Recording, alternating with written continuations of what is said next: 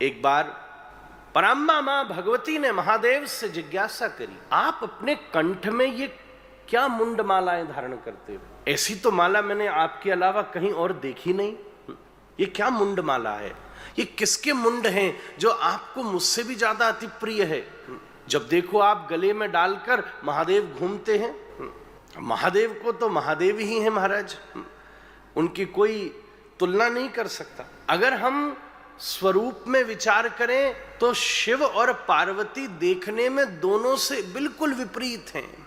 भगवती जितनी सुसज्जित बैठी हैं, महादेव उतने अवधूत बैठे हैं।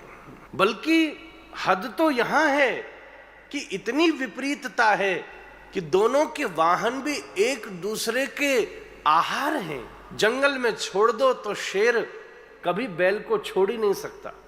पर एक बात आपसे कहूं, दो का अलग अलग होना प्राकृतिक बात है, पर अलग अलग होते हुए भी साथ में बैठना प्रेम की बात है महाराज। दोनों बिल्कुल अलग हैं। पार्वती जी सजी धजी बैठती हैं, महादेव बिल्कुल अर्धंग। भगवती के गले में स्वर्ण का हार होगा और महादेव भुजंग लिए डोल रहे हैं महाराज। कैसी स्थिति! वो अष्टभुजी हैं तो ये पंचानन है महाराज। महादेव ने कहा, देवी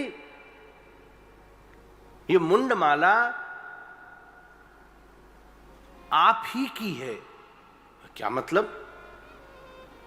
बोले जितनी बार आपने जन्म लिया, जितनी बार आप प्रकट हुई और जब आपने शरीर छोड़ा, तो मैं आपसे इतना प्रेम करता हूं कि मैंने आपके उस शरीर के इस मुंड को अपनी माला में बनाकर धारण कर लिया।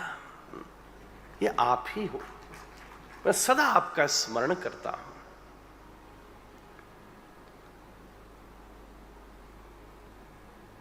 अब देखो,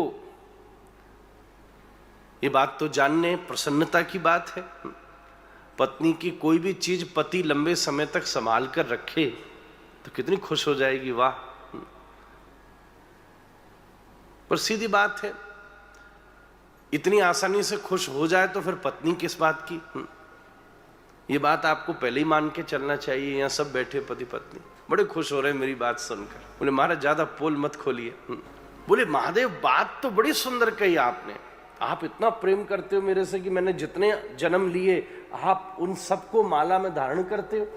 धारण भी शरीर का मुंड भाग किया, अन्य शरीर का कोई अन्य भाग धारण नहीं किया। क्योंकि एक बात आपसे कहूं, किसी दूसरे के जीवन में आपके लिए अगर उपयोगी कोई वस्तु है तो वो उसकी बुद्धि है महाराज। आपके काम में कोई आ सकती है दूसरे की वस्तु, तो उसकी बुद्धि काम में आ सकती है। किसी का धन आप ले लोगे पर धन को संभालने की बुद्धि नहीं होगी तो 2, 4, 5 वर्ष में बर्बाद कर दोगे। किसी का यश तुम्हें प्राप्त हो जाएगा पर उस यश को संभालने की बुद्धि नहीं होगी तो खोपड़ी पर चढ़ जाएगा। ध्यान दीजिएगा।